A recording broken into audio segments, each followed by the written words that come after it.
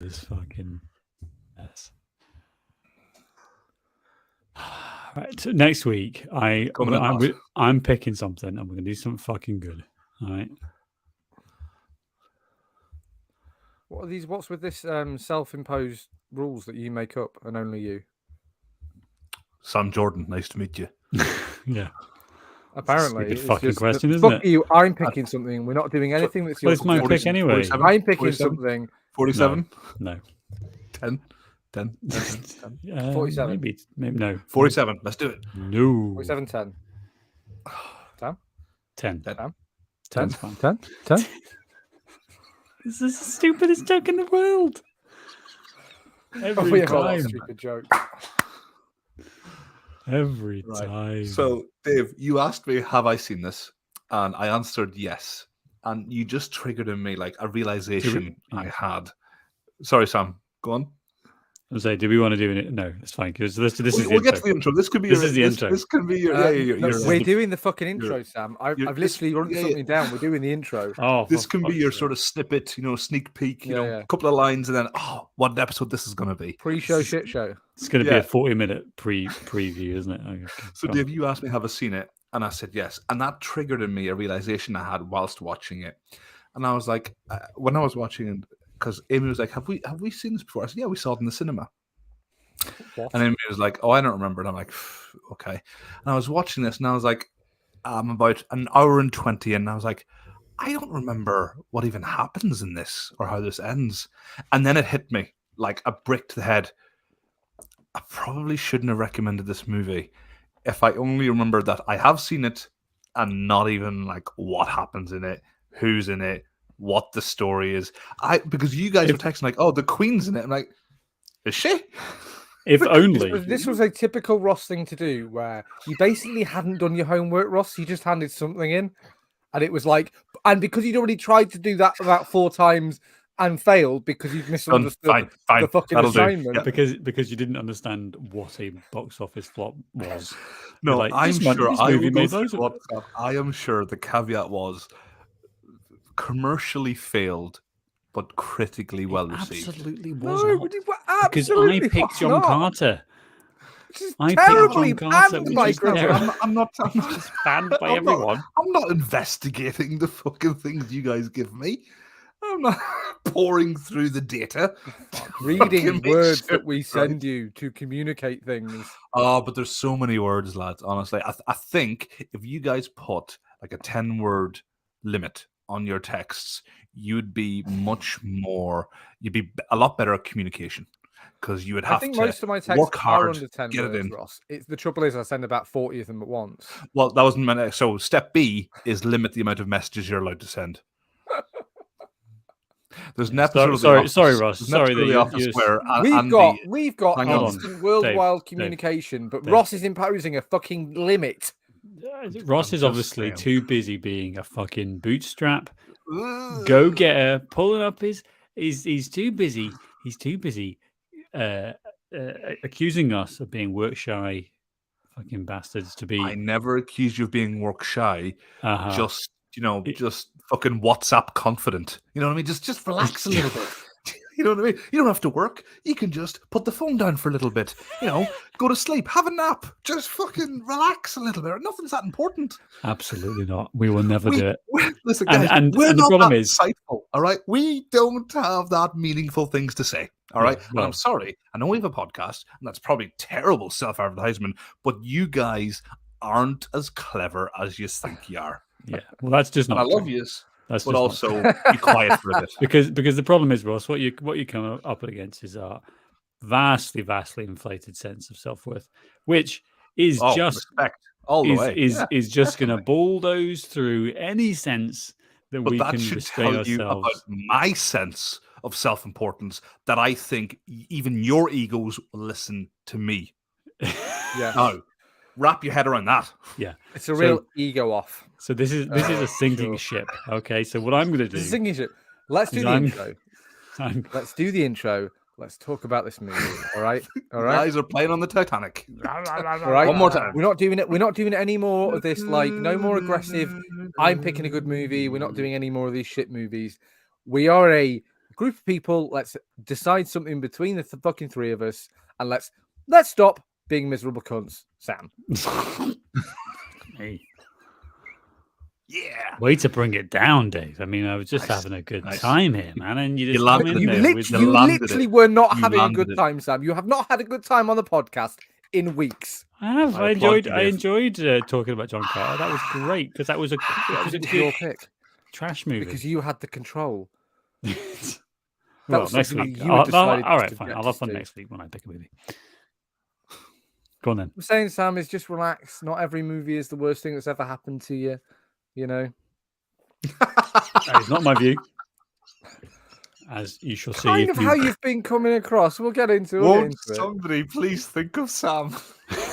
Apparently, yeah. Fuck Finally. me. Finally. Are you all right, man? Is everything okay? You seem really wound up about silly things like bad movies recently.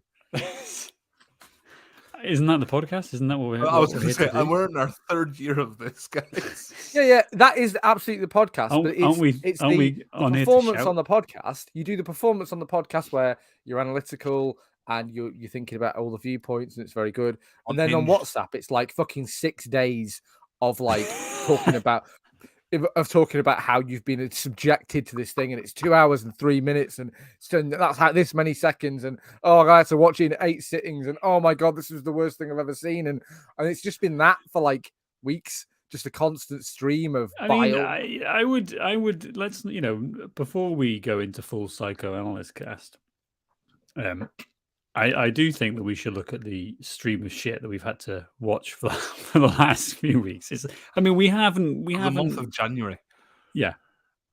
It's not been a peak, is it? It's not been a peak. So what I would suggest is that maybe pick better movies, and then I won't be so miserable, and that'll make all of your lives easier. That's But didn't you pick John Carter? He did, But I pick enjoyed John that. Carter. That was fun. That was a fun movie to talk about. It wasn't. It was yeah, right. Exactly. The Last Duel was a fun movie to talk about. The Last Duel might was be a fun not movie to talk about. Okay. Well, shall we get on and talk about it after 7 minutes of a brief intro? We can actually get on with talking. Don't give me air quotes, Sam, you condescending prick. What I'm going to do, I'm going to edit this. Get ready, listener, because you're about to now hear the intro music, and I'm going to edit it in so it'll just be like exactly, yeah. Our porno entry music. Is it Did just someone order extra sausage? Perfectly, as intended. You nailed my intention on that, Rob. Now let's talk about this children's movie. Oh, but I don't have any money to pay for the pizza. That's all right, Dave. We'll figure something out. I didn't think about where I was going with that till I got there. It's so good. Yeah, Perfect. odd casting there, Ross. You made a middling joke very, very funny. Well done, Ross. Well done. Right, Dave, in a high voice, do your intro. Go. Here it comes. That's what she said. Okay. Are we done? This is a longish intro. You're It's a right. Sam intro, so you just need to listen, all right? Hello, and welcome to the Imaginary News at 10. I'm David Dazzle. Tonight's top story. Queen Elizabeth II has been admitted for medical observation after she tried to mobilize the army to fight a war against the giants. When questioned by doctors, the Queen suggested that a small orphan had suggested this to her in a dream. In other news, the Prime Minister has announced that his government shall be looking into curtailing royal authority after this incident. And Prince Charles was spotted outside the palace, rubbing his hands with glee. Very good, Dave. That would have been much funnier 6 months ago. If the Queen was alive, exactly. Just Yeah. want to say, but we still appreciate the effort.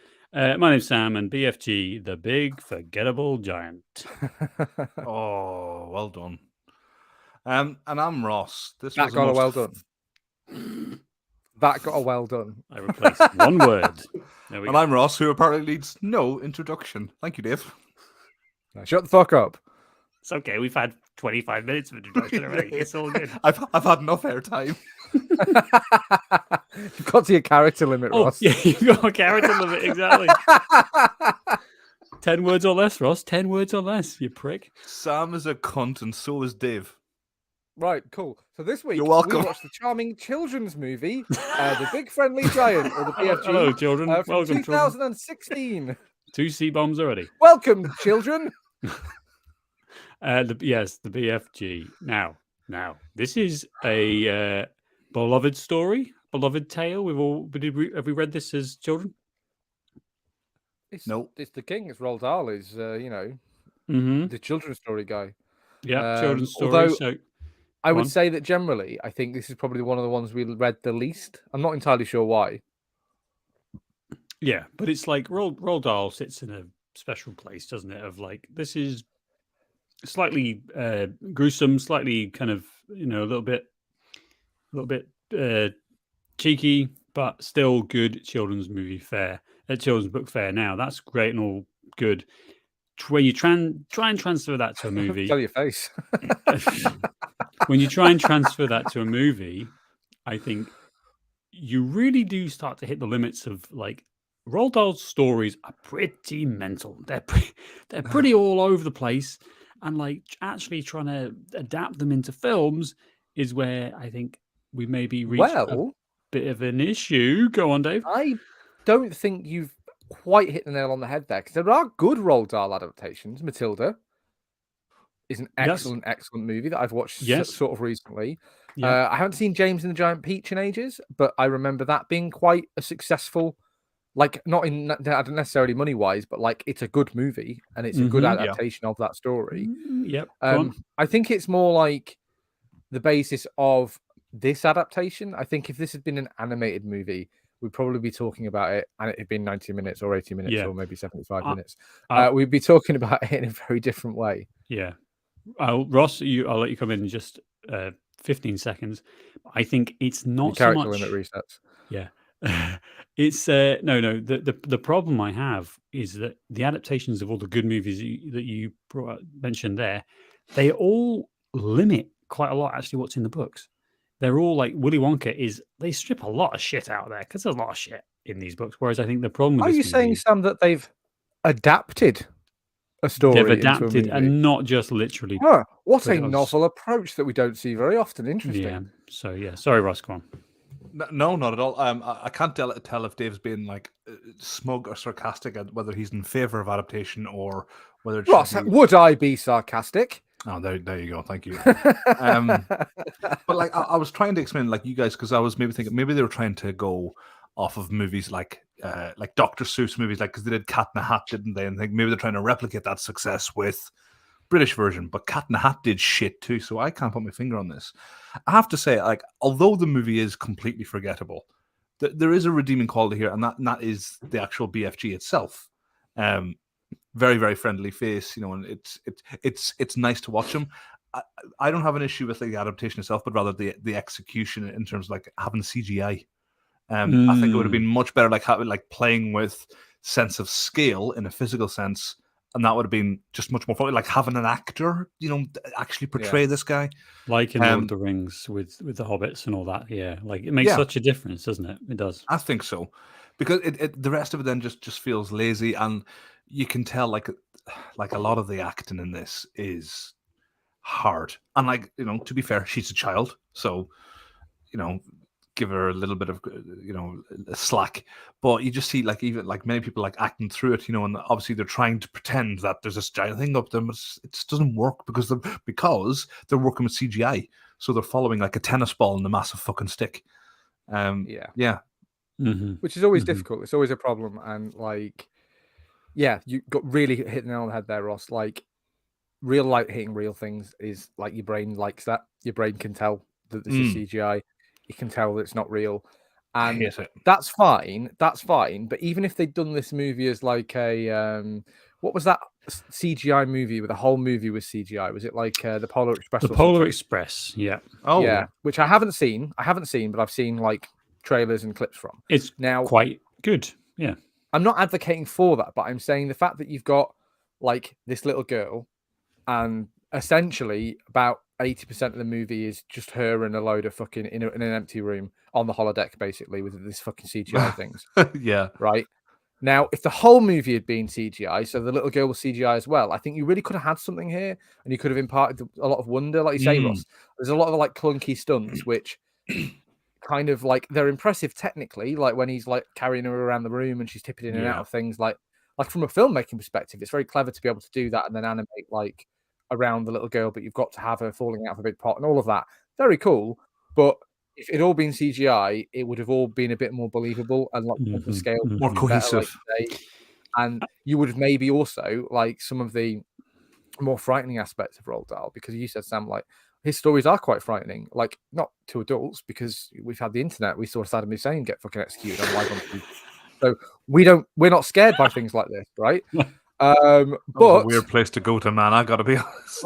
But I'm just trying to say we're all jaded and we're all to this children's movie podcast. But children, like as a child, if you could impart like the BFG is it's a scary story. You're scared of the giants, aren't you? Yeah. In the story when you're a kid. But because in this movie, like this little girl has got nothing to act on. Yep. And I think she's doing a really good job generally.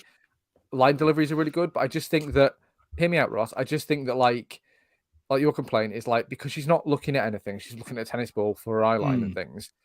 Like there's no do you know what I mean? If it would be different if there was a man, it's a big scary man, and like, well, yes, she's a child, she's scared of big scary men, so that maybe would have portrayed it a bit better and maybe gotten a bit of that more of those frightening things across. So you would have felt any stakes in this movie, and that maybe would have made it a bit less forgettable. Just to interject here as well, because I do agree, and that's why I said you give her a little bit of slack because she has got nothing to go off. But I do think as well, like some of this, like for her performance, some of the, in fact, a lot of the blame lies with Steven Spielberg, who directed this, because for me, the child just felt really annoying, not endearing, not cute or lovable. Just I want this child to be quiet for 5 seconds. But I feel that way about you two guys as well. So maybe I'm just and your own child and all children. Yeah. Please, people. Please. It's people. Please. It's half 5 in the morning. Give me 5 seconds. I also lay a lot of this at Steven Spielberg's feet. And John Williams will circle back to that. But like, I wish all these old fucking mostly white men directors would pack their bags and fuck off. Like, yes, you made some fucking amazing movies in the 70s and the 80s. That was 40 years ago. Please, like retire. Let someone with some vision come and make like a movie that they have a vested interest in being successful, rather than you who are doing this movie, presumably to put another fucking annex on your house. I don't know what. Yeah, I don't know I'm what not sure Steven he needs any more Spielberg's money. Does like drive to make the BFG is. I can understand. Do you know what I mean? Like John Williams scoring Harry Potter. Like that's a huge, big franchise. Blah blah blah. And even that was 15 years ago. But like, why is Steven Spielberg making the BFG in 2016? Like, really? Do you really need the money? Could you not get a better movie? Yep.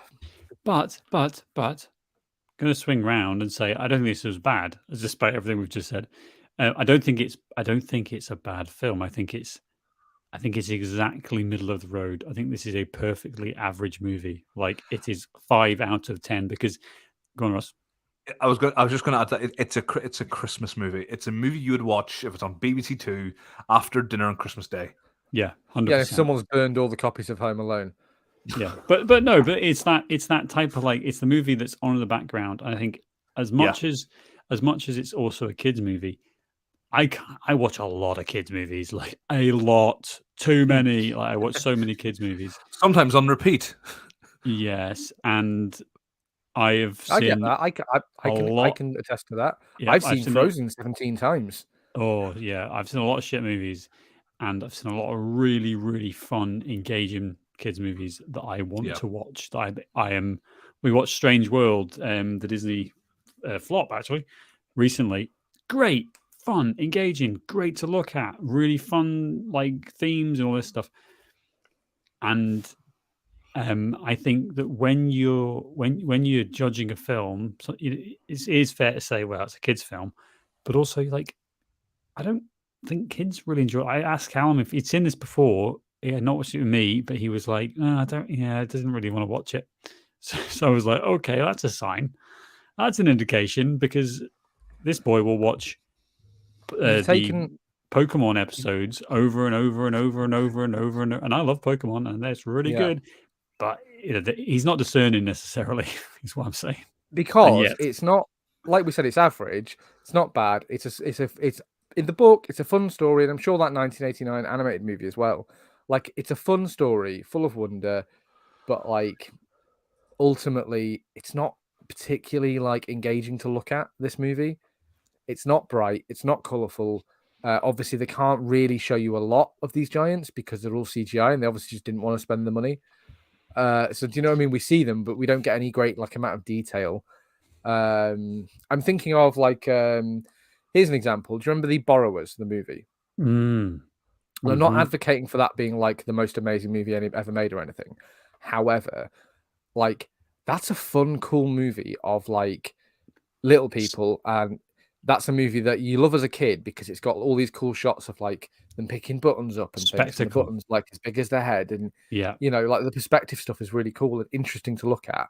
And then so as a kid, you want to go back and watch it because you miss things and like, oh my god, the house is made of like a matchbox, and do you know what I mean? There's all these details that are just not in this movie because like the BFG's house, like the stuff's there is a half-assed way, but because it's not an actual set and because it's just being computer generated for like the lowest money possible, like all the background stuff, there's nothing to see there. It's quite bland. Yeah, I'm not sure. Yeah. I'm not sure it's the money thing, but I do think you're right in terms of like there's not a cohesive, there's not a visual identity that you'd say about this movie, is there? There's not something where you go, oh, I can picture that. Think about like that's exactly how I thought the Giants place would look like in my head. Yeah. And yeah, why isn't the grass purple? Why aren't there like massive giant dogs running about? Why isn't there like a? But even think about movies that you haven't that aren't based off previous stuff. Random example off the top of my head, Interstellar. Like I can picture the color palette of that movie. I can picture the tone. I can picture the you know the coarseness of the dirt and all of these things that I think are just because of its good filmmaking, because it gives you all of the information that you need to kind of almost create like snapshots in your head of what. And this, I just think the BFG is liking that. I think the issue is because it's coming from Disney. I think this is super sanitized in a period where they were churning out live action remakes after live action remake until we wanted to die. And like when you look at what was happening around this time, which was what 2016, we've got that is right in the peak. The Beauty and the Beast one, the Aladdin one. It started in around what the early 2000. I think Maleficent. Yeah, 2014 was Maleficent. Cinderella, Jungle Book, 2016. Beauty and the Beast, 2017. So we're right at the very start of this, and that peaks obviously with all they the redid. flops. Yeah, I was just going to say they redid Mary Poppins as well, didn't they? Like, I mean, that was originally live action, but they redid that as well. Mm-hmm. Yeah, and it's fine. Like remaking movies is, you know, like it's just Mulan was business, flop as well. Mulan, which was a bit of a pandemic.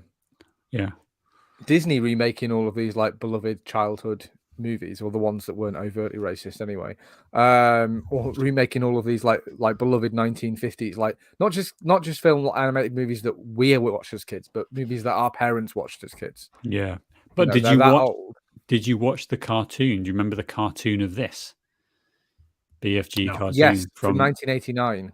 I mentioned it earlier. Yeah, I do remember that. So that there is a sense of this being like. I think I haven't seen that in a very long time. Obviously, I'm not sure how the story beats work, but that was for me is like, oh, there's a cartoon. I don't think that was a Disney movie, but I think they'd obviously managed to buy the rights, and you get Steven Spielberg before Disney involved. bought the entire world. Exactly. So it to me, it's the same problem I have with the worst live action remake, which is The Jungle Book, which takes a charming, whimsical tale about you know a boy being colonialism. Lost I mean, no, not that. It turns it into a fucking horror movie of absolutely terrifying moments of just, oh my god, this kid's gonna get eaten by a fucking lion live on.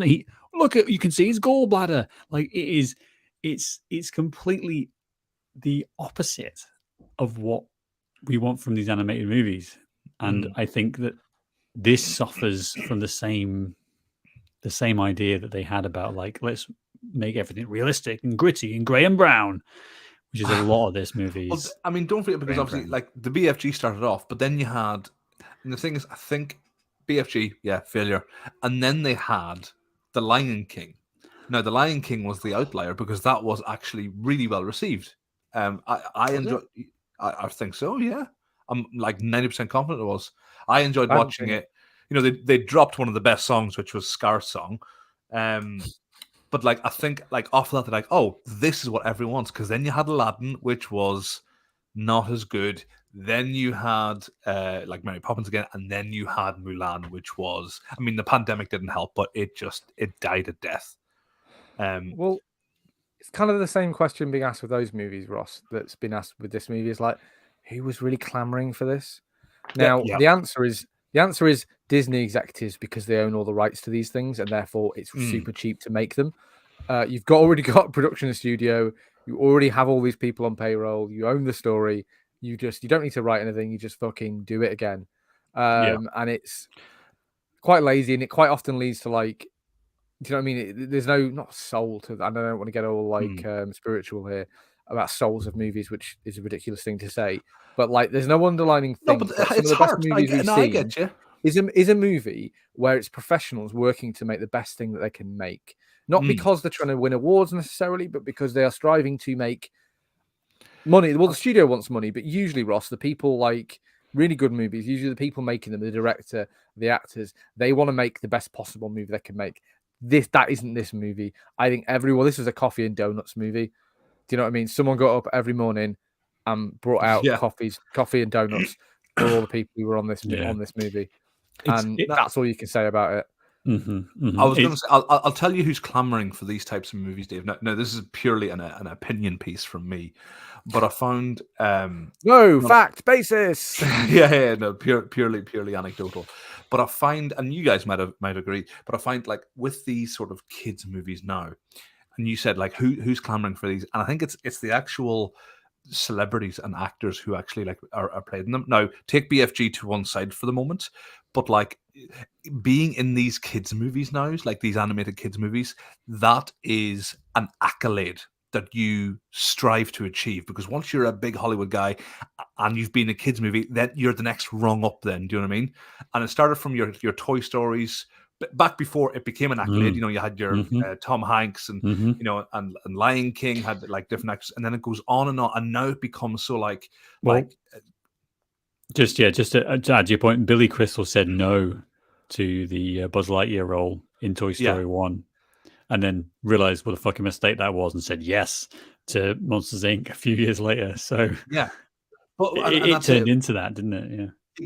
And that's exactly what I mean. So, like, you know, and then you have, like, excuse me, you have Super Pets starring Dwayne The Rock Johnson and Kevin Hart, and then you have all these movies. It's not difficult to get Dwayne The Rock Johnson to turn up for your movie. I think we could get him. He's probably getting for the podcast if we paid him enough. Like, it's fine. Listen, I won't have a word said about the beloved Dwayne The Rock Johnson. All right, I love him, Ross. Don't get me wrong, but also, he's made a million movies, and about 9/10 of a million of those are pretty shocking trash. Yeah, but to support your point, Dave, that's what I mean. The sort of the soul or the heart in these things to create, like, a great movie that, you know, the director's kids will love to watch, or that even the actors themselves will love to watch. It's now what looks good as an achievement for me. Am I going to go on to fucking Jimmy Fallon and talk about, getting into the dog mindset as a super pet? You know, it's all bullshit fluff filler. There's no genuine sort of passion for it anymore. There's no drive, Ross, because ultimately you need somebody at the helm.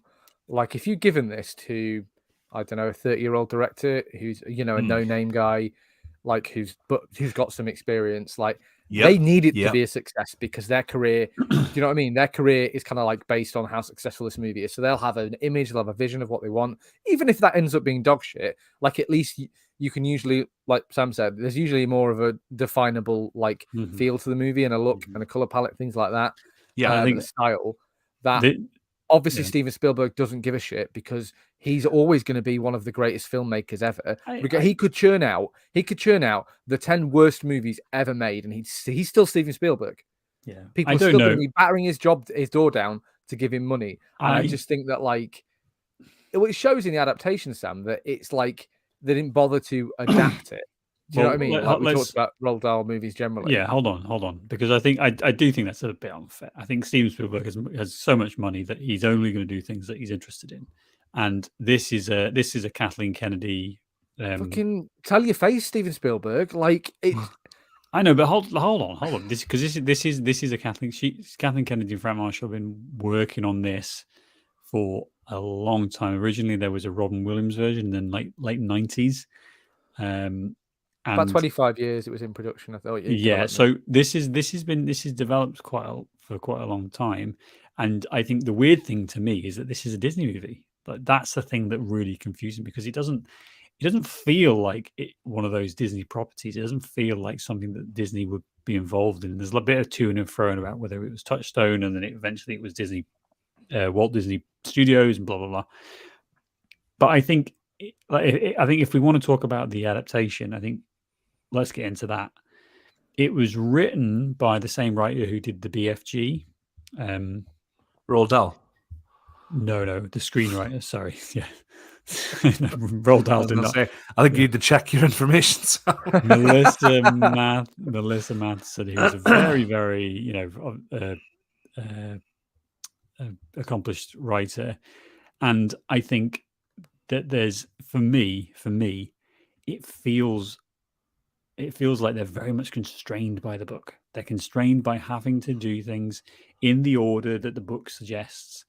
And the book is quite actually I read it actually pretty recently because I read it to Callum and we both enjoyed it. It was really good. But it's quite a ponderous book. It takes its time. It's willing to to draw you along and say, okay, so we're going to have this girl and she's in an orphanage. And then we're going to take you. We loved orphanages, didn't we? Orphanages. Fiction loves orphans. and it kind of drags out, but not necessarily in a bad way. It's actually quite a good way of building up. Like you see the relationship between these two characters develop, and so by the time you get to the bit where they start to work together, it makes sense. It feels like okay, they're collaborating now. Now I'm really not trying to compare this to the book because I hate that. No, the book was better. Fuck that shit. What I'm saying is, though, I think this movie could have done with almost being like completely reframed. Like I would have loved for the start of this film to be told by like an old, whatever the hell the name of the character is. You give it the Peter Pan 2 treatment. Is that what you're saying? Have it be like he's giving the Titanic treatment. I'm giving the Titanic treatment. Exactly. Shit, she's going to drop the heart of the ocean. Heart of the ocean into the giant's eye. There was enough room on the blank. I think you almost just as a bit of a fix for this is like I think we spend too much time watching these two characters like trying to get to know each other in a way that just doesn't. It just feels like what's going on? Where's the actual interaction? That might be the fact that it's the way it's shot, but I think if you started with this story almost like many years ago there was a little girl. And then trying to give us a little bit more context. And I think without that, you almost feel like if you came into this without knowing the story of the BFG, you'd be fucking lost. You'd be like, that giant did what? Hello.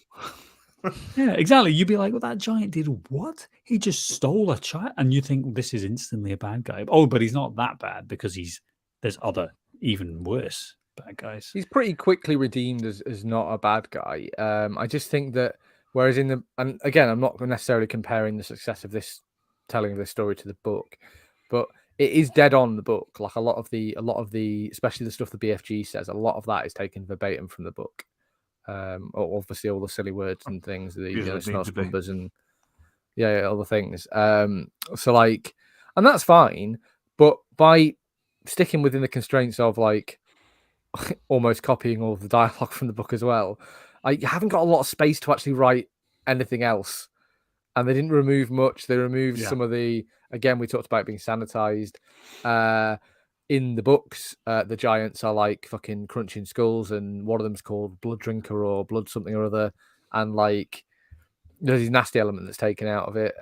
It's just, I don't know. It's not engaging in a way that I don't really care to live in this world. I don't really care to see any more of it. I don't really believe any of the characters in the movie care to see any more of it. And that's the bigger issue, is that you talked, Ross, about the child actor, and that's a problem, and it's all CGI. And I can only assume they had the actors playing in the mocap suits. They acted it all out. Do you know what I mean?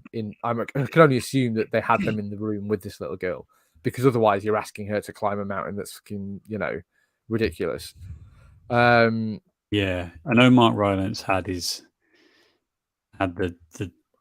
the dots on his face with the camera to capture his facial expressions, which I don't know. I mean, I just don't. How convincing? I mean, it looks cool, right? But does anyone else just spend the whole time looking at the obvious outline of his face, the bit they'd captured, and then the rest of it? And it almost felt like they were dead flesh around it. Yeah, and it looks like someone had just got a knife and just cut around the very over his eyebrows. Michael Myers. Was wearing his face like I said, Sam, it's really cool. It's really cool, but it's like a backwards thing where we had animation and we learned a way to make animated characters emote, didn't we? Where we can sit and watch a drawn character and they can like show emotions, and we understand that because we're used to it, right? But do you know what's really great, guys? Is actors who are already a bit less under control than animation. Really, like you get a performance out of them, you get out of them anyway. And then you're like, right, so we're going to combine the two things. We're going to combine CGI, where we're not going to put anything that can emote in it. We're going to get this mocap. So we're going to ask this actor to act. And then we're going to take that performance, whatever it happens to be, good or bad. And then we're going to put that with the CGI. And it's going to be worse than acting and worse than animation separately. I'm going to combine this unholy union.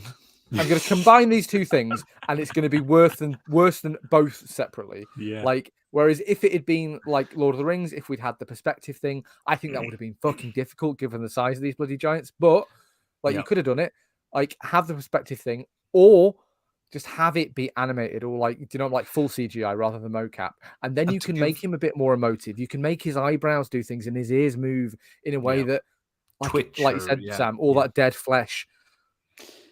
Yeah. The one thing, just in support of that as well, like, have you guys seen Scrooge, the one with Jim Carrey? No. So that movie is completely, like Polar Express, it's completely animated.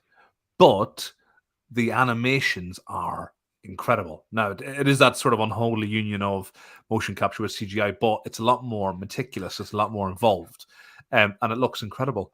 And I just think, again, just to support your earlier statement, Dave, it would either go with live action, completely live action, and use that, play with the sense of scale to make him look like a giant, or go completely CGI, because then you have those other giants as well, and the other giants look okay, but put all your concerted effort in one direction or the other. Stop trying to go middle of the road, because dead flesh around some slight movement. Exactly. And you can with animation, if you'd animated these characters, you can make them scarier, but in a cartoonish way where kids are going to understand. Do you know what I mean? Where you can have a little bit of, not scary, it's not the word, but like a little bit frightening. You're a little bit worried about these characters, but in a cartoonish way that isn't like going to actually make children cry. This is my theory, though.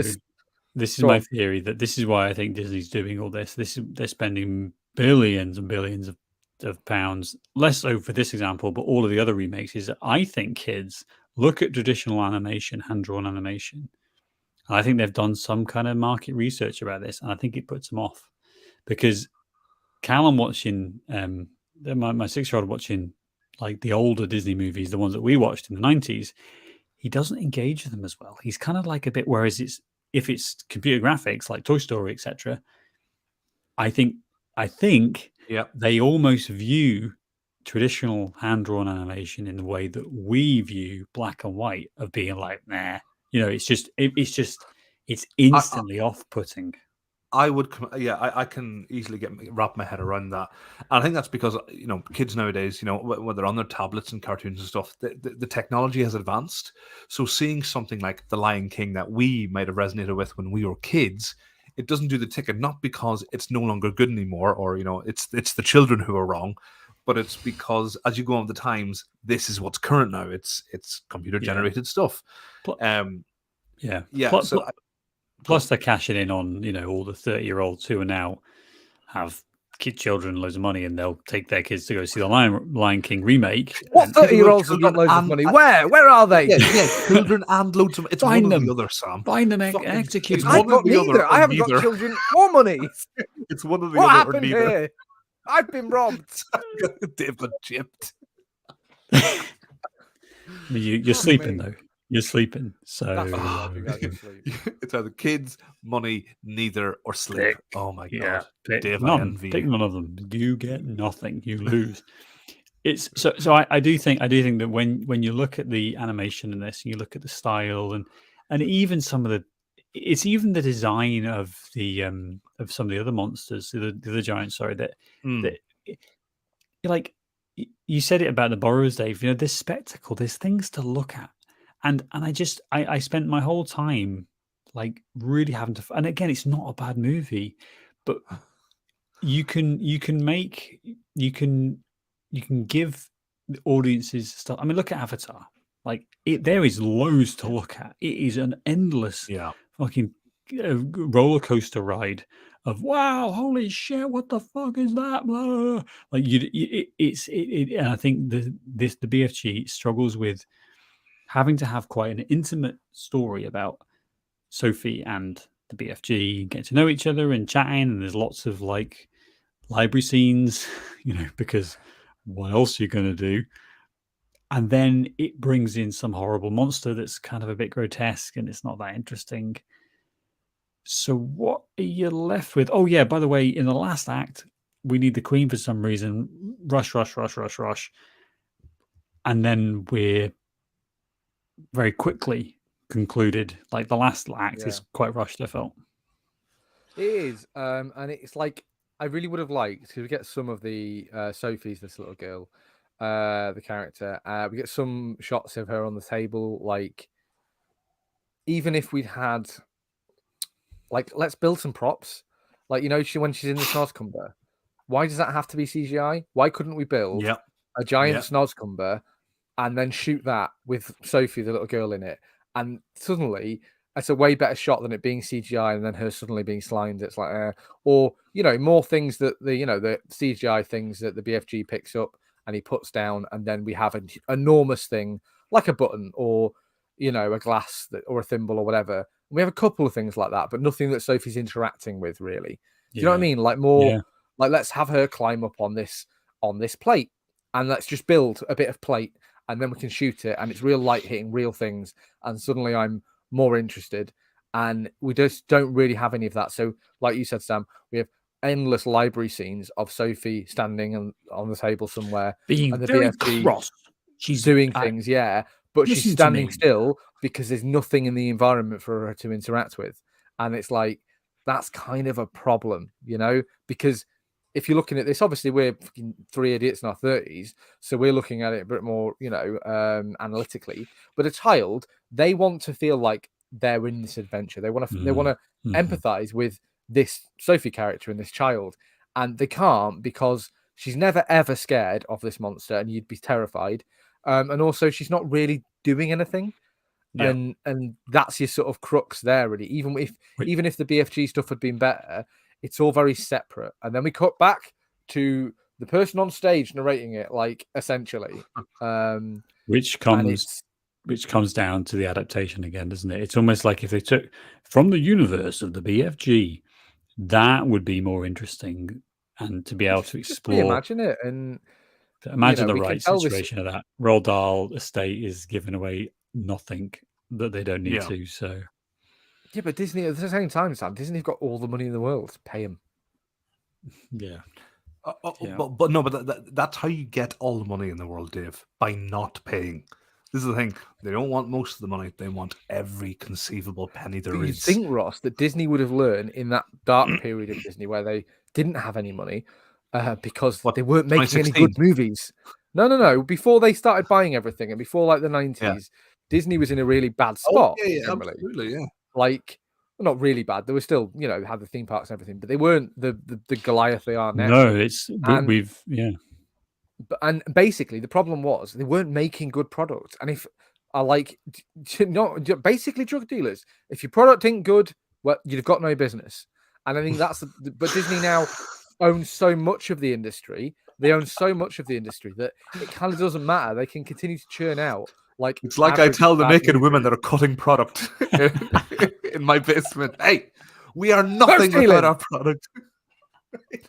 I really just dropped off the tongue like a. You know what, guys? You like know a what? well-practiced I really anecdote. think we're doing the. Really do think we're doing drug dealers dirty by comparing them to Disney. Yes, They're drug dealers responsible are- for far One less of them, death and one of destruction them is than an Disney. exploitative enterprise that ruins family, and the other is drugs. Exactly. Very good. Let's talk about the why this was a failure then, because it because of all the things we've just said. no, but I'm talking about the monetary side of this because it cost 140 million, which is not, we're not like Marvel movie territory, but it's still a lot, and it made a box office. Mocap is actually like is deceptively expensive because you Yeah. largely still have to pay the Yeah. actors more or less what you'd have paid them if they were appearing in a real movie. Yeah. Except you've also then got to pay fucking 10 animators for every actor Yeah. to animate But- them. But with a worldwide total of 195, I mean, that wouldn't have covered the marketing. So, it made its production budget back, but it wouldn't have covered the marketing costs. Well, and- most movies like this, generally they expect to make money domestically, and then the international is gravy, really, isn't it? yeah. So when a tops up. movie only just surpasses its production budget internationally, that's when you're like, that's not good. This isn't what they wanted.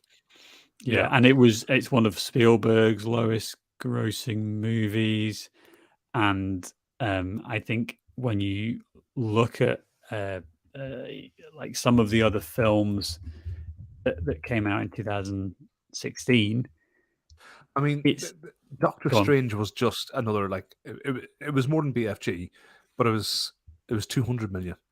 Now, considering BFG was 140 million, and what did BFG pull in? 192. And Doctor Strange, I think, doubled that. Yeah, Mm. yeah. But let's compare. Let's have a look, because just from Disney in the same year, we had Jungle Book, Zootopia, Finding Dory, Rogue One, and Captain America: Civil War. Now, obviously, the last two aren't really related, but we've got nearly 3 billion in worldwide gross for Jungle Book, Zootopia, and Finding Dory. Never mind Secret Life of Pets. Never mind Fantastic Beasts and Where to Find Them, and some other crap fucking superhero novels that were out. So like this is nowhere near, is it? And we all know, and kids know, and everyone knows that the BFG is not going to ever be at that level, and nor should we compare it to No. reaching billions of dollars of revenue. But it's interesting then that, again, why is this a Disney movie? DreamWorks originally had the rights to it, and you kind of think, well, that's where it should be. It should be a Yeah. DreamWorks movie. Yeah. This doesn't fit in with the Disney feel. And Well, it's like you No, guys because said, it's never very going to be part of the sanitized. franchise, is it? Mhm. It's too sanitized. It's Yeah. It's the problem with adapting. This the reason that there isn't like a Roald Dahl universe, really. That all of his stories are interconnected, but not quite. yeah, It's probably one of those things where, like you said, Sam, I think you said it was with God, who was it? Who had it like at the time? Where Robin Williams was in consideration. Before Disney had it, who had it? Did you say, Sam? so I'll just tell the whole story. DreamWorks had it, and then Amblin restructured, and so middle, it all got shifted around, and DreamWorks didn't get any. But someone before DreamWorks had it, right? And anyway, the point is, I'm saying it went from pillar to post, and eventually, like Disney came, like came across it, or like they had it somehow, acquired a company, whatever, that had it, and basically they had a project that Steven Spielberg was on board to direct. Yeah. So Or at least there. involved with. Yeah. Yeah. Yeah. Get it released, get it out, get it done. And that was it. Yeah. It's just a funny tale, isn't it? And it's, I think it's almost like sometimes your initial gone. So I was just thinking about that, and that goes back to what Dave and I were saying about, and that's when you have a project where there's no passion behind it, no drive, no sort of interest in it, and it's like, oh, this is a task that we need to check off our list, get it out, get it done, and that's the result of it. And you think maybe also that, like, I mean, you mentioned, Sam, that the Dahl family probably wouldn't have signed off on like a, do you know what I mean, like a sequel to the BFG, because there isn't a sequel to the BFG. And do you not think also that like Disney's looking at it as well, thinking, well, let's not make this our flagship because there's only ever going to be one of them. You know, we're not going to be able to spin this off into, you know, sequels. There's no merchandise. There's no rides. There's no exactly. sequels. There's no BFG toys. isn't a hero. So it's never going to be like our flagship film of the year because it's one of those like, let's put it out there. It'll make some money. That's what they probably told themselves. You know, it's not going to be a barn burner, but it's going to make some money, and that'll be fine. And that's like sometimes the worst attitude of studio. And part of the reason that it's bad that the same 6 studios own everything now is because sometimes you get a lot of these movies where it's like, well, let's just fucking put it out there, and then if it's fine, it's fine, and you know, we don't really care. And isn't it mad, right? The you can, when you read the production history of this, and this is why I love doing this podcast, because when you actually look at all the detail and look at all the stuff behind it, you can see all this on the screen. You can see the fact that this is a pretty listless, timid. It's the sum of its parts, isn't it? It's a movie that is not willing to really take you on an adventure. It's not really willing to welcome you to a world, to show you, you know, show me the world. It's not willing to do anything like that because of, I don't know, a lack of, I'm not sure. It's really hard to put your finger on where the actual problem is, but I think so much of it is because it's not fun. It's not fun. It doesn't have the magic. It's not fun. Like, I'm a 32-year-old man, and it's not fun. I can't imagine a 10-year-old or a 5-year-old finding this fun if I can't find it fun. Do you know what I mean? Yeah. And here's another problem I had, and I've been wanting to talk about this for the whole podcast. Did anyone else absolutely despise the score for this? It didn't even cross my mind. Do you think they had John Williams vouchers? Do you think they had like an IOU? IOU won children's film score, and he was like, it's the weekend, it's Friday afternoon, I've got to get out of the office. Hey, you intern, just cut together like these 3 soundtracks, right? And that'll do. That's what we'll use. That's fine. That's lunch. It bothered me the entire movie. I was hearing Harry Potter, like the same melodies, the same like, you know, especially from that first movie, like the same. I'm not going to bother humming it because I'm horrendous. But like, there's that, and then Home Alone as well. And it's just like, yes, I know John Williams again. He's always going to be John Williams, but like this is a movie that makes me think either you didn't put the effort in because this isn't unique, or again, like particularly noteworthy, and mostly just made me think of those other better films that I wish I'd been watching. And that's the last thing you want to do in a movie, is remind me that I could be watching a different movie. Yeah. Hey guys, do you remember Home Alone? Oh, that's a good movie, isn't it? I'm like, yeah, wish I was watching Home Alone. I mean, if you want to watch a nice movie, that's not BFG. I do, John Williams. I Get do. in this van. Are you trapped here? Well, they make you do a podcast about this. Yeah. It's you know, when you listen to a lot of John Williams scores, there are themes that go all the way through. Every composer is guilty of this. But that's just music. That's the way it goes. And like, if you listen to podcast mention, get your bingo cards out, Gustav Holst, like all of it is just fucking Star Wars. Sam Bingo. Because that's how music works. But you're completely right, because I think this score is so forgettable.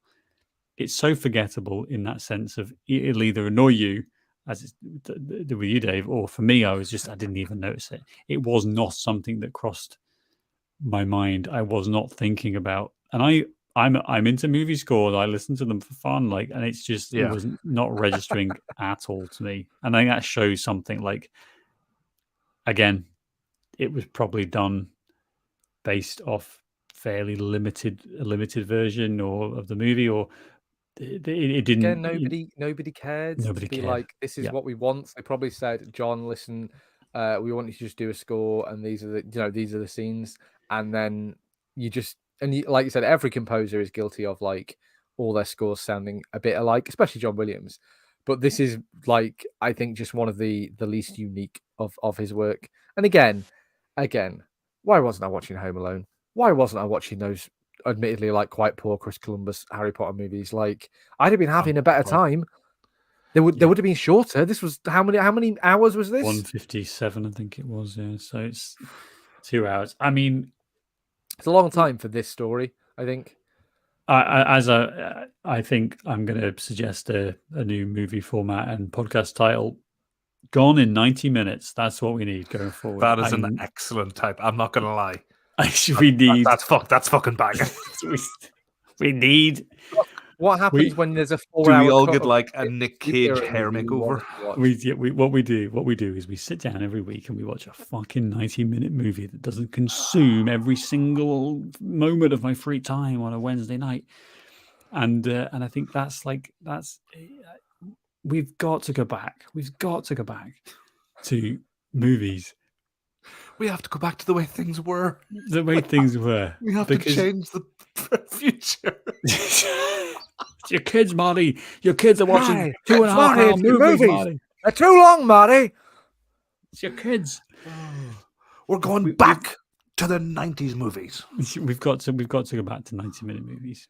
We've got to go back to 90. I think let's have a little bit of a run where we do some shorter movies for sure, because we've done some really long ones lately. Let's give ourselves. But also, let's not forget, guys, that we've watched some totally like great 2.5 hour movies and not noticed the length. Yes, like the fighter. That's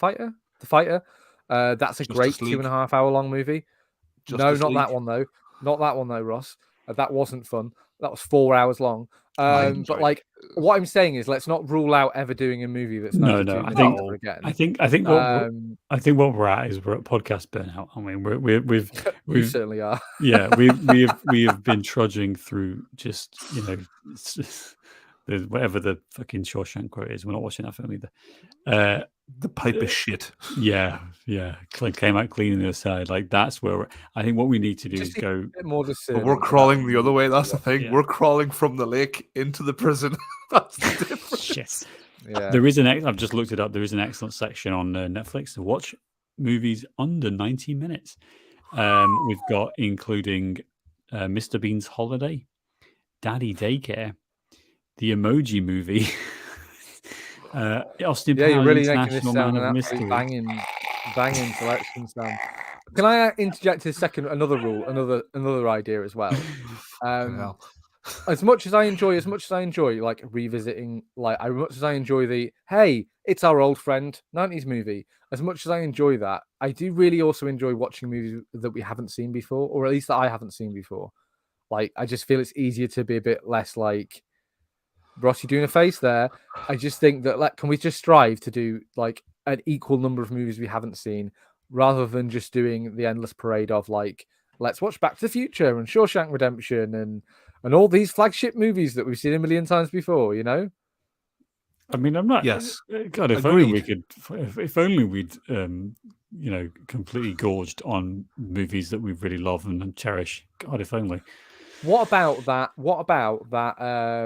Danny DeVito film we watched? Well, you weren't here, Ross, but that Danny DeVito film we watched, that's a perfect example. Oh, fantastic. In and out. Right? Sure, in and out. Never seen it before. Great fun. I want to hit more stuff like that. And I know it's more difficult to dig it up, but like, there's got to be stuff out there. Ace Ventura, Pet Detective, under 90 minutes. I mean, I'm game because it's not the second one. We can't ever do the second one. Yeah, because I think the first one is going to be homophobic enough without the transphobia. The second one brings. No, I don't think we want to give that movie any light of day. Guys, it's the first one that has the transphobia. Is it the first one? It's the first one, Dave. Yeah, you've said this a couple Is times it? actually. Yeah, it's You don't get to fucking like jump on that high horse either, Sam. You were agreeing with Dave 5 seconds ago, so you shut your No. fucking Oh, mouth. I'm not embarrassed at all that I don't know the separate plots of those two. That's a good point, Ross. I'm quite happy with that lack of knowledge, That's a actually, good Ross. point, So Ross. maybe Yeah, get well, down off your educate fucking yourself. chair. You're both ignorant. I'm back on side with Dave now. But let's finish on the BFG and say, actually, I think we're a bunch of moany pricks. And you accused me of you accused me at the start of this episode of being Because you are overly negative and miserable. You two have fucking ploughed into this just as badly as I have. So I don't think we're going to be. Said, one of the first things I said was like, I like the giant. I find that old man face endearing. The parts that were animated, and that's what I said. I'd much rather it be live action or completely CGI. So I think the first thing you said, Ross, was, "I wish I hadn't suggested we watch this movie." Yeah, that was what you said. To be fair, no. The first thing I said was, "I wish I chose better friends." But, check the record. Check the record. Yep. I will say my final thought was I didn't not enjoy this movie. I wasn't totally bored, but I haven't come away with it with like. Do you know what I mean? It made no impression on me. Yeah, and that's kind of like it's the most middling movie we have ever watched. It's a movie about it's a movie based on a beloved childhood book. There should be something there that I come away and I'm like, yeah, I really. Oh wow, yeah. That you read as a child that wonder you to that's already youth. there. It's already in my brain. That childhood wonder is in here somewhere. Like, it's easy to get that. And this movie failed to unlock it. What I will say, like, just for comparison, there's one thing that... Hold on, Ross, hold on. It failed to... the movie failed to dig past all the Saddam Hussein beheading videos. That was the problem. Sorry, Ross, I had to get that out. Go on. Fucking hell, I forgot about that. That's going to undercut what I'm about to say next. But you guys say, like, it's sanitized and there's nothing you take away from it. There's one thing that Amy says to me about Harry Potter, and that is, because I don't know if you guys would know, but I think after the second movie, the actor who played Dumbledore died and they replaced him. And whilst the guy from also replaced the director. Yeah, Gambon came in, didn't he? Yeah. Not the point. Anyway, but the guy who replaced him, whilst doing a great job, but like Amy and a friend of hers who like massive Harry Potter fans, but they said, and this, is a test to sort of like really getting into the identity of the story you're trying to play. But they said that the actor who first played Dumbledore, he looked and carried himself exactly how they pictured him in their mind's eye while reading the book. Now that, and not just for one person, but for a number of people, that is an incredible achievement. And although it's sort of isolated to this one actor, being able to pull it off in your mannerisms, the way you carry yourself, and just your physical looks and demeanor, that's an achievement. And that comes from direction as well, and knowing the source material. Mm-hmm. And there's loads of examples, isn't there, of that? How does that relate back to the PFG? I don't mean to point there, Ross. No, he's saying... Thank you, Sam. Oh, you're saying that they should have done that in this movie? Yeah.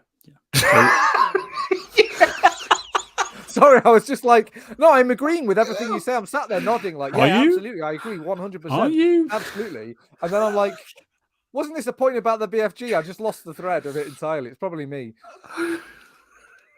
Shut up, Ross. Your point's terrible and you're terrible. No, it's a great point. Great point. I just need to follow these breadcrumbs back to the fucking BFG. Fuck me. And your beard's shit as well, Ross. Fuck you.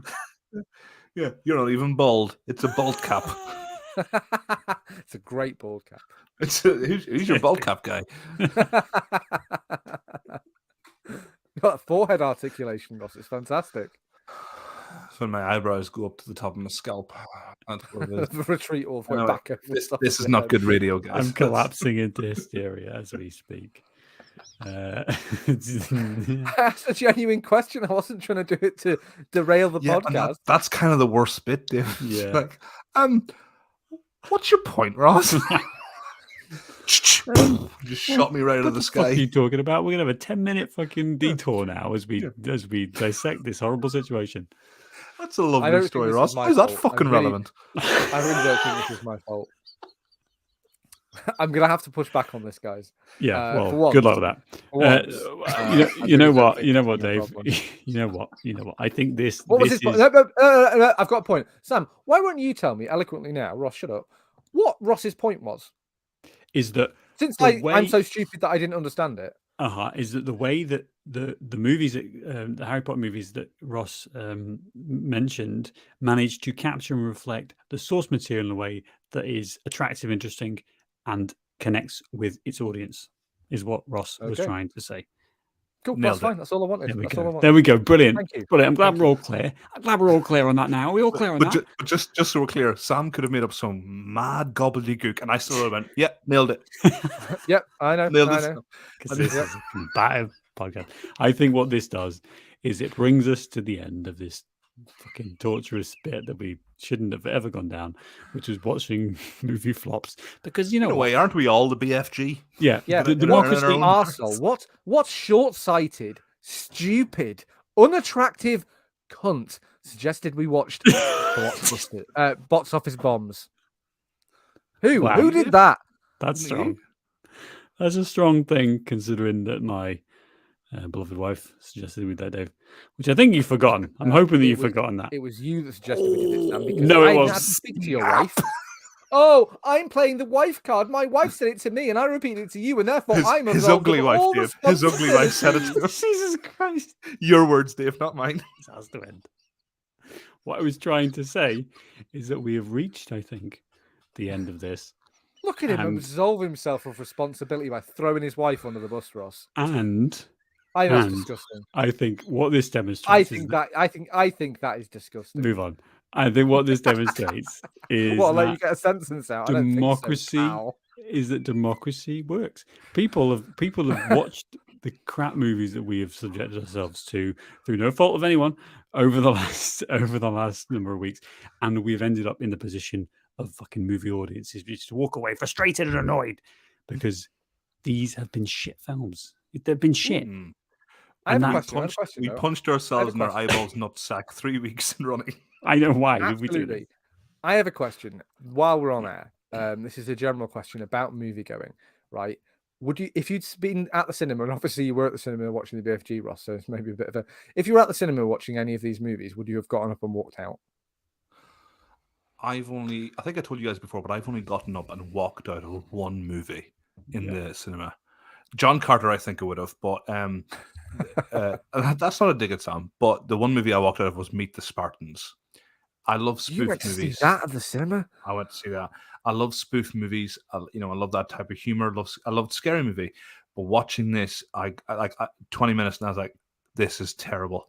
And I got up and I left, and then I went in to watch Stuck on You, which was a slightly less. Out of the frying pan into the fire. My God. Wow.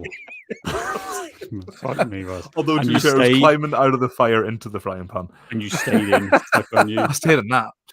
That really undercuts the No, point. sorry, not Stuck on You. Wedding Crashers. Oh, Okay, okay. that's That's more less acceptable. heinous than Stuck on You, I guess. How you confuse those two movies. I have walked out of one movie. Me and Nicola walked out of one movie, which was The Breakup.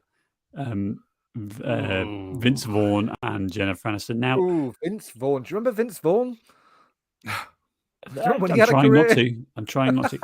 It was like a date movie, and that's fine. Go see a romantic comedy. It'll be a laugh. It'll be whatever. And it's Narrator, it wasn't. it's really not. It's a really, really mean-spirited movie. It's a nasty, horrible. Yeah. Like it's literally what it describes. It's people throwing plates at each other and screaming about how it's a horrible, mean-spirited film. And we were just like, "What the fuck are we doing?" And I think none of the movies we watched, even John Carter, which is probably the worst one, none of them reached the level of like, okay, it's time to go. I mean, the Last Duel would have got me really thinking about it just because of the length. But I guess you stick it out. You paid for it, so you may as well. Yeah. Go Because a through. movie has to be quite heinous for you to walk out of it. I've only ever walked out of one movie, and that was Zoolander 2. Ooh, that was bad. I don't know how bad it was because I really Do you know what? I kind of had enough after 20 minutes. I was like, Did you go with other people or just by yourself? I went with someone I used to work with. So like, and we basically just looked at each other after about 20 minutes, 25 minutes, half an hour, and we were A like, nod. "Do Yeah. you want to go to the pub?" I was like, "Yeah, let's go to the pub." Hey, we're grown And it's, men. We you know, can 'cause just you've leave whenever paid. we want. And I sat and saw. Do you remember The Last Witch Hunter, Ross? The Vin Diesel movie. The Last Witch Hunter. It's Elijah Wood and Vin Diesel. No, never even It's heard of it. terrible. I sat through that at the cinema. I walked out of Zoolander 2. Like, so there's a really weird bar of like It's your not. movie can It's be very terrible. stuck on you, but yeah, go on. But yeah, if it offends me, if it offends my sensibilities, and Zoolander 2 definitely was one of those movies that's like, let's make a comedy movie in whenever it was, like 2016. It might be in the same year as this movie, 2015, 2016, right?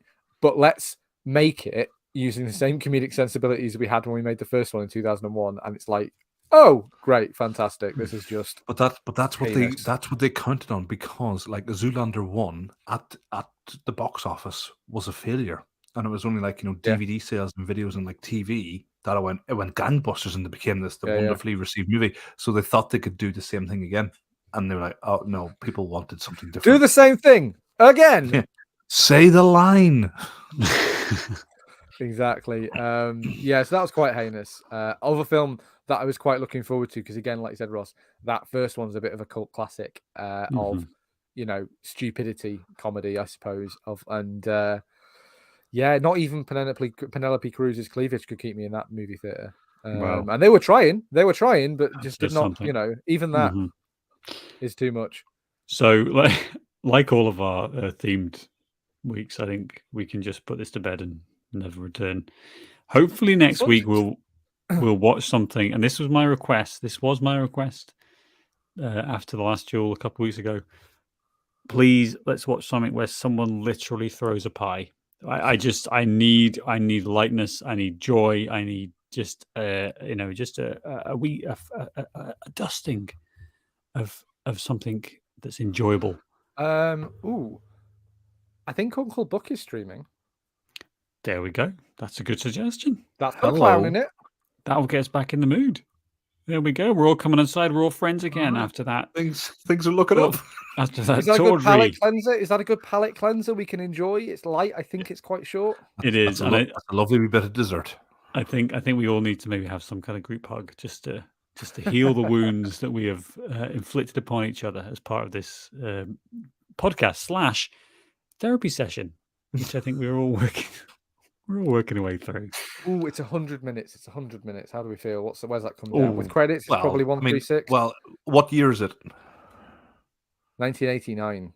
So you're going to have 3 minutes of credits at the beginning, and then another 5 minutes of credits at the end. That's 92 minutes. We'll just start at 10 minutes in. Everyone started 10 minutes in. Right. That's not even 10. That's not even an extra, like, we're blowing 13%. a hole in Gone in 90 Minutes as a podcast title already. Rebrand. It's gone. I think John Candy's worth an extra 10 minutes. Hear me out, Sam. That. Like, your tip is, we watch it at 1.5 speed. Comes in well on 90 minutes. God damn, he's got something. Every movie's you son of a bitch. I'm in. Brilliant. I'd love to do that with let's do that with Citizen Kane. Let's do a real classic movie. Did you do it? I actually did do it for part of this. No, I didn't, because I fucking care about this podcast. No. So I'm not fucking watching the movie. You'd already watched it before you suggested it. The bits when they were traveling, I was just like, fuck it, it's fine. No, I was watching it. I was watching it while he was suggesting it, and I was like, no, I'm not going to do that, because I won't. That's why you didn't hear the fucking score, Sam, because it's all sped up. I didn't watch all of it. I just watched a bit. Yeah, sure. Sam was in the other room and it was on TV. I was doing that. Press play and walked out. Walked out of the room. I'll catch up. It's fine. That's why he was so angry, Ross. He's like, Callum, this doesn't make any sense. Callum, why give are me they your notes here on now? this movie. Come on, I can't. I'm only one man. Please, have mercy. Have mercy. It's like Ross falling asleep to the movie and just not having watched it all. Oh, I did. Or Sam twice. watching it at 1.5 speed from the kitchen. I'm so annoyed. I had to watch it again today, like from the 30-minute mark. I thought, if I get an hour in, I can watch half an hour on my lunch break, half an hour after work, fell asleep, half an hour in. I'm like, oh, fuck. Had to What, the watch BFG? 75% of this bastard today. Yeah. Oh dear, you Send hate it to there, see but we were laughing, Ross, that they were like on Monday, like, oh, I don't have time to watch this movie. We're like, video games? Yeah, let's watch that for 2 hours. it. We sat and played video games like 12:30. I would have done the exact same thing. I was happy to record on Thursday. We wanted to do so. It just made me laugh. It wasn't even like it was particularly engaging. Was that the second time we tried Sea of Thieves or the first? I can't remember, but it was like time, the worst like- time. No, it was the first. It was the first time. It was the first second time, but that was was the more following fun. night. I was like, Yes. Oh, yeah. This is that's awful. The it. second night was. Are we done with Sea of Thieves? Right, hang on. We're still on a fucking podcast, guys. But download fuck DayZ it. and let's play that. Okay, we Alright, can I'll do have a that. If you want to play with the Imaginary Movie Podcast, add our Xbox accounts, I guess. no, Patreon. That's Patreon tier. Yeah. Patreon's $14 a month. Yeah. we've got to There's monetize this. a guys. group discount. If there's 2 or more, you get over $10 a month Ah, nice. Each. Good. Yeah. each. Yeah. My Patreon tier is going to be the highest one. I think I'm going to demand the most money. Is for it my time on is it video games. per guest, per host? You can get the Ross tier. You can get the shitty Ross tier where you get your 2 for ones. You can have your Wow. Sam tier, your standard tier, or you can have your premium, extra high, extra Wow. premium. I'm tier. feeling pretty good about that Just the standard Dave tier. tier. Eh? Yeah, That feels fine. Feels pretty good having the silver medal. Fine. Ross, the only reason you're Hang on. I just want to clarify. The premium tier is the guy who you not only hear him, but you hear yourself coming through his headset and telly. Mwah, chef's kiss. Yeah. Premium. Also, Ross, that's fine because at least you can fucking hear what I'm saying, whereas you're broadcasting from the bottom of a well. You hear yourself twice. which is 3 times as much as you hear you. Oh So my god. you. Premium. premium. Premium. With your fucking Xbox 360 headset. It's an Xbox One headset, I think. God knows. I've actually still got. I would dig out my PlayStation 1, my PlayStation 3 Your one. old Sony Walkman headphones. Oh, Harry rang me yesterday. This is a fun little anecdote. On your When my Nokia. grandparents, no, hear me out. When my grandparents died, there was a phone. In Dave, we their- are still in their- alive, just so you know. That's fine. Yeah. Old people die. Shocking Just news. before you go any further, Here we just let go. you know. No. There was a phone, a rotary phone in the garage that was like had an ear thing, and a mouthpiece and an earpiece. Amazing. I've no idea how old it is. My dad took it home and plugged it in. It's now his house phone. Seriously. That's actually pretty seriously. And Harry, Wow. the line is so terrible, Ross. Does it I think if work? you got like Oh. a modern reproduction of one, maybe that was like good, like like modern. But how does wiring it and plug stuff. in? How did he plug it It's in? got But the same plugs into connector, phone he's line, saying. phone line, like it's not like a Bluetooth phone or anything or a wireless. No, one but or it's a just got Wi-Fi one of phone. those rectangular plugs with the lines in them. Yeah. That go, yeah. Wow. Yeah, phone technology it didn't change for. A rotary phone from the 40s because they didn't have Bluetooth then, Sam. You see. What I'm saying is, it doesn't need all of that. It just has the copper wire that goes in the wall. Harry rang us the other day on it when he was at my dad's, and like honestly, Operator? it sounds like he's calling us from the bottom of the Irish Sea. It's ridiculous. That's amazing. So I could get one of those. I could get an Xbox version of one of those where I've got to hold it like this. Hello, can you hear me? Fucking duct taping it to your head.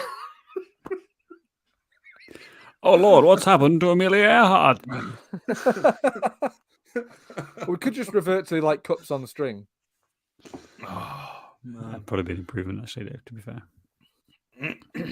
Right. Well, there we go. Podcast complete. Podcast complete. Bang. Let's end it there.